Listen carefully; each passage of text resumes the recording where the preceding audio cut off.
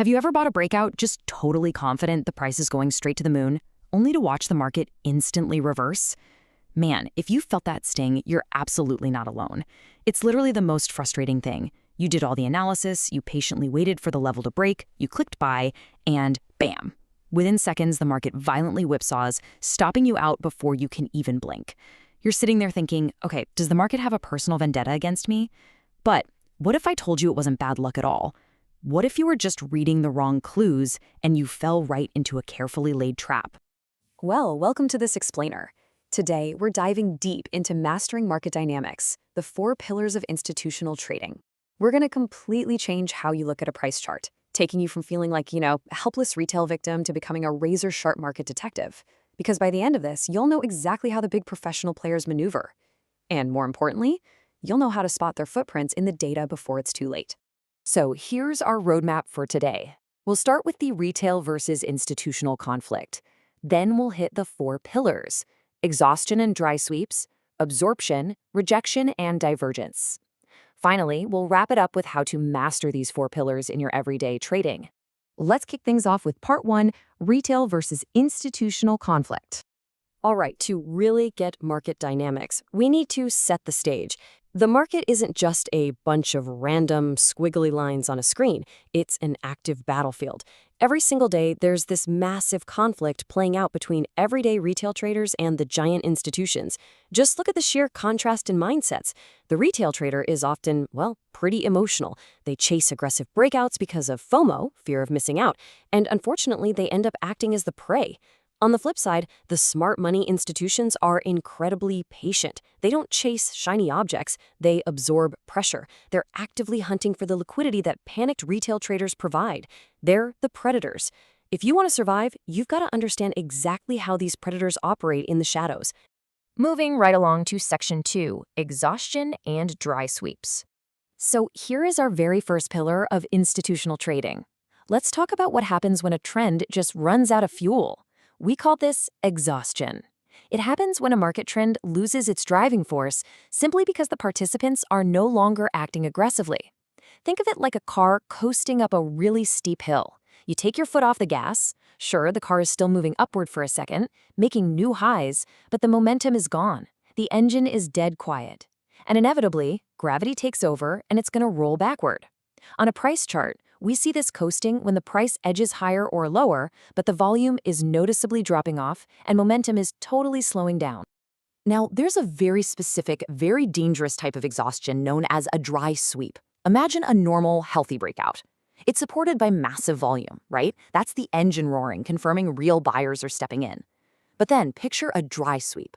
The price briefly breaks a previous swing high, triggering an absolute frenzy of retail buy orders, but the actual trading volume is tiny. Literally a blip. There's zero aggressive follow-through. Because there's no heavy institutional backing, it's a completely empty move. It's a trap designed to catch everyone blindly chasing the breakout. And what happens next? Instantly, the price reverses, leaving retail traders totally holding the bag. Which brings us to section 3, absorption, also known as the institutional wall. Let's build on our battlefield analogy with our second pillar. Absorption is what happens when institutional traders decide to step in and literally act as a brick wall. They place massive orders that effortlessly soak up all the aggressive buying or selling from retail traders. Just picture a crowd of people throwing water balloons at a solid brick wall. The retail traders are throwing everything they have, panting, frantically clicking their mice, but the wall, the institutions, just completely absorbs the impact without budging an inch. And the crazy part is the visual contradiction this creates. In bullish absorption, aggressive sellers attack a support level, but the price miraculously stops falling. Why? Because large institutional buyers are absorbing all of that selling pressure.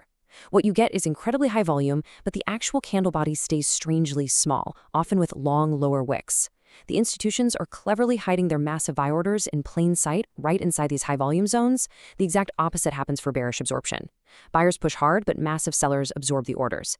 Again, you get high volume, zero price progress, and it usually leads to a nasty reversal once the buyers are totally exhausted.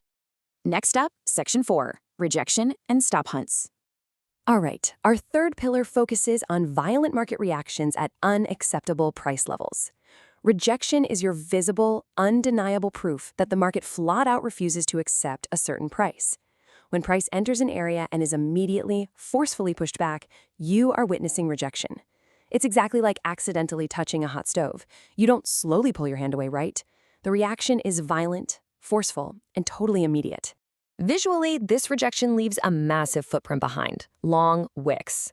Think of candlestick patterns like a hammer or a shooting star. When price dips below support or spikes above resistance and then gets immediately pushed back, it leaves these super long wicks stretching out like a spear. This is actually the most powerful form of rejection, often called liquidity rejection. It's visual confirmation of a stop hunt. The big players intentionally spiked the price to trigger retail stop losses, swept up all that delicious liquidity, and then immediately reversed the market back the other way. So let's put together a quick, actionable checklist for you to identify market exhaustion and rejection in real time. First, observe price hitting a key support or resistance level. Second, check the volume. Is it tiny, signaling a dry sweep, or is it extreme, signaling an absorption wall? Third, look for those visual clues, specifically those long wicks acting like a hot stove reaction. And finally, confirm the immediate reversal. If you can check off those 4 steps, you're literally looking straight at the footprints of institutional giants. Moving right into Section 5, divergence and fading momentum signals. This is our 4th and final pillar, and it's the hidden warning sign that a trend is secretly dying right before your eyes. We call this divergence. Divergence is a critical signal telling you that the recent price movement is entirely hollow. It's no longer supported by underlying momentum. It's exactly like pedaling a bike up a steep hill in a high gear. You're still moving forward, you might even be making some progress up the incline, but your leg strength, your underlying momentum is dropping incredibly fast. It's only a matter of time before you stall out completely. You can spot this fading pressure by comparing price action to a momentum indicator, like the RSI. It reveals the secret story hiding beneath the surface. In bullish divergence, the price makes a lower low, but your indicator makes a higher low. Basically, the selling pressure is secretly weakening, even though the price just dropped. On the flip side, with bearish divergence, price makes a higher high, but the indicator makes a lower high. Buying momentum is fading fast despite the higher, extremely tempting prices you see on the screen. This divergence is your early warning system that a trap has been set. And finally, Section 6, mastering the 4 pillars. Okay, we've covered a lot of ground today. Let's bring all these clues together into a unified theory so you can become the ultimate retail detective. The golden rule here, the one thing you absolutely must remember, is to always combine volume data with price action to confirm the institutional footprint. If you suspect exhaustion, you want to see low volume and smaller candle bodies. For absorption, you're looking for high volume but strangely small bodies, proving there are hidden orders. For rejection, you're hunting for those long wicks acting like spears. And for divergence, you're watching for that disconnect between price and momentum. When you start overlapping these clues, the market literally stops being a mystery and starts reading like an open book. But to truly master all of this, it requires a massive mindset shift. You have to stop thinking like prey. Stop blindly chasing breakouts based on emotion, hoping the price will magically go to the moon. Start thinking like a predator, analyzing the tape. Wait patiently for the dry sweeps. Look for the massive absorption walls. Hunt for the long wicks that signal a trap has just been sprung on someone else. So, I'll leave you with this final, provocative thought.